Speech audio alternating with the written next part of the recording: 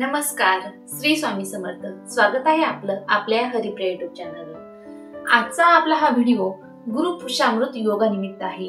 आता येणारा गुरुवार, त्या गुरुवारी गुरुपुष्यामृत योग आलेला आहे. तर या योगावर आपल्याला अखंड लक्ष्मी प्राप्तीसाठी आणि आपल्यावर असलेल्या आर्थिक टंचाईसाठी आणि आपल्यावर असलेल्या कर्ज हे मुक्त होण्यासाठी आपल्याला एक 12 वातींची सेवा करायची आहे. तर ती सेवा कोणती आहे ते मी तुम्हाला सांगते. गुरुपुष्यामृत योगावर आपल्याला सराफाच्या दुकानावरून एक चांदीचं निरंजन विकत आणायचं आहे. असं हे चांदीचं निरंजन आहे. तर अशा पद्धतीचं असं आपल्याला चांदीचं निरंजन हे आणायचं आहे आणि गुरुपुष्यामृत योगावर हे निरंजन आपल्या घरी आपल्याला घेऊन यायचं आहे. आणि त्या दिवशी हे निरंजन आणल्याच्या नंतर आपल्याला रात्रीच्या दिवे लागणीच्या टायमात 6:45 वाजेच्या नंतर आपण जेव्हा रात्री दिवे लागणीच्या वेळेस दिवे लावतो त्या टायमात आपल्याला हे निरंजन आपल्या घरी आणून त्याची सेवा करायची आहे. तर ती सेवा कशी? आपल्याला पहिल्या दिवशी यामध्ये एक फुलवात घ्यायची आहे.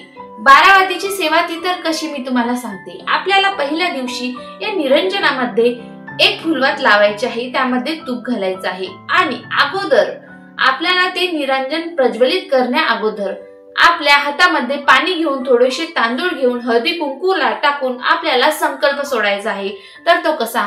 स्वामींचे स्तवन आपल्याला म्हणायचे आहे आणि स्वामींना आपल्याला संकल्प सोडायचा आहे की स्वामी राया, आपला जो संकल्प वंश गोत्र बोलून आपल्याला आपला संकल्प सोडायचा आहे. आपण हे निरंजन कशासाठी लावत आहे ते? तर ते निरंजन लक्ष्मी प्राप्तीसाठी लावत असतात. आर्थिक टंचाई ही कमी व्हावी त्यासाठी लावत असतात आणि आपल्या डोक्यावरचं कर्ज कमी होण्यासाठी हे निरंजन आपल्याला लावायचे असते. तर आपल्याला अगोदर सर्वप्रथम संकल्प सोडून घ्यायचा आहे आणि नंतर आपल्याला हे निरंजन लावण्याला सुरुवात करायची आहे. तर पहिल्या दिवशी 1 वात, दुसऱ्या दिवशी 2 वाती, तिसऱ्या दिवशी 3 वाती, चौथ्या दिवशी 4 वाती, 5व्या दिवशी 5, 6व्या दिवशी 6, 7व्या दिवशी 7, 8व्या दिवशी 8, 9व्या दिवशी 9 वाती, 10व्या दिवशी 10 वाती, 11व्या दिवशी 11 वाती आणि 12व्या दिवशी 12 वाती. अशा चढत्या क्रमाने आपण 12 वाती लावून झालेले आहेत. आता आपल्याला 13व्या दिवशी काय करायचं आहे? 13व्या दिवशी आपल्याला उतरत्या क्रमाने वाती लावायच्या आहेत. तर 13व्या दिवशी आपल्याला 11 वाती लावायच्या आहेत. 13व्या दिवशी 11 लावल्या, मग आपण 14व्या दिवशी 10 वाती लावायच्या आहेत. अशा प्रकारे उतरत्या क्रमाने परत 1 वात येईपर्यंत 23 दिवसाचा आपल्याला हा तोडगा करायचा आहे. या तोडग्याचे फार चांगले रिझल्ट. आता गुरुपुष्यामृत योगाची लक्ष्मी प्राप्तीची तर सेवा झाली. तर आता आपल्याला या पितृपक्षामधली आपल्या पितरांना स्वर्ग प्राप्तीची आणि आपल्या पितरांना मोक्ष प्राप्तीची सेवा आपल्याला स्वामींची करायची आहे. तर ती कशी? आपल्याला सकाळी उठल्याच्या नंतर आंघोळ वगैरे झाल्याच्या नंतर गुरुपुष्यामृताच्या दिवशी गुरुवारी आपल्याला अगोदर दक्षिणेकडे तोंड करून बसायचं आहे आणि दिवा प्रज्वलित करून आपल्याला पितृस्तोत्र म्हणायचं आहे. नंतर पाय वगैरे धुवून आल्याच्या नंतर देवपूजा करायची आहे आणि स्वामींसमोर आपल्याला सकाळी संकल्प सोडायचा आहे की आपल्याला या दिवशी कोणती सेवा करायची आहे. तर आपल्या स्वामी महाराजांचे स्वामी चरित्र सारामृतातील 21 अध्याय आणि स्वामी समर्थ महाराजांच्या 11 माळी ह्या आपल्याला सकाळी करायच्या आहेत.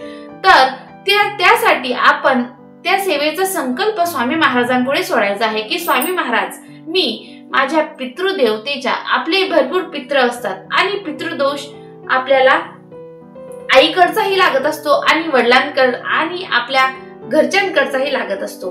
तर आपल्याला या दिवशी आपल्या पितरांच्या मोक्ष प्राप्तीसाठी ही सेवा करायची आहे.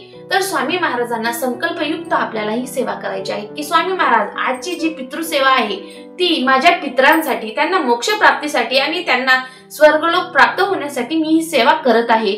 आपण तर नेहमीच आपल्यासाठी सेवा करत असतो. आपल्याला हे हवं, ते हवं, हे म्हणजे आपण आपल्यासाठी भरपूर स्वामींची सेवा करतोच. पण आपल्याला ह्या पितृपंधरवाड्यामध्ये आपल्या पितरांसाठी, त्यांच्या मोक्ष प्राप्तीसाठी ही सेवा आपल्याला करायची आहे. संकल्प सोडून झाल्याच्या नंतर आपण स्वामी समर्थ महाराजांच्या 11 माळी आणि 1 ते 21 स्वामी चरित्रातील अध्याय हे घ्यायचे आहे. नंतर आपल्याला सवसान झाल्याच्या वेळेस रात्रीच्या टायमात आपल्याला पितृपक्षामध्ये विष्णू सहस्त्रनाम आणि व्यंकटेश स्तोत्र हे 2 स्तोत्र आपल्याला संध्याकाळी संकल्पयुक्त घ्यायचे आहेत. आपल्याला विष्णू देवापुढे बसून, आपल्या देवघरापुढे बसून विष्णू देवाला प्रार्थना करायची आहे की हे विष्णू देवा, मी हे जे विष्णू सहस्त्रनाम आणि व्यंकटेश स्तोत्र घेत आहे ते माझ्या पितरांसाठी घेत आहे. तर यापासून त्यांना मुक्ती देवाला आपल्याला संकल्प करायचा आहे की हे देवा नारायणा, ओम नमो भगवती वासुदेवाय या मंत्राचा 108 वेळा आपल्याला जाप करायचा आहे. विष्णू सहस्त्रनाम घ्यायचा आहे आणि व्यंकटेश स्तोत्र घ्यायचं आहे. देवाला प्रार्थना करायची आहे की ही सेवा मी माझ्या पितरांसाठी करत आहे, त्यांच्या मोक्ष प्राप्तीसाठी मी ही सेवा करत आहे, तर ती तुम्ही तुमचे चरणी रुजू करून घ्या. अशा प्रकारे आपल्या पितरांना मुक्ती मिळण्यासाठी आणि मोक्ष मिळण्यासाठी आपण ही सेवा करणार आहोत. आणि पितृ पंधरवाड्यामध्ये थोडेसे दिवस आपले राहिलेले आहेत, त्यासाठी आपण आपल्या स्वतःसाठी तर सेवा करतच असतो, पण आपल्या पितरांसाठी ही सेवा करणे फार महत्वाचे. गुरुपुष्य अमृत योगावर आपल्या पितरांच्या मुक्तीसाठी आणि त्यांच्या तृप्तीसाठी ही सेवा नक्की करा. असा होता आजचा आपला व्हिडिओ. केलेली सेवा स्वामी महाराजांचे चरणी रुजू करून घेते आणि आजचा आपला व्हिडिओ इथे संपवते. श्री स्वामी समर्थ. धन्यवाद. आजच्या आपल्या व्हिडिओ मधली माहिती आपल्याला जर आवडली असेल तर आपल्या हरिप्रिया या YouTube चॅनलला लाईक करा. हा व्हिडिओ आवडला असेल तर शेअर करा आणि या चॅनलला सबस्क्राईब करायला विसरू नका.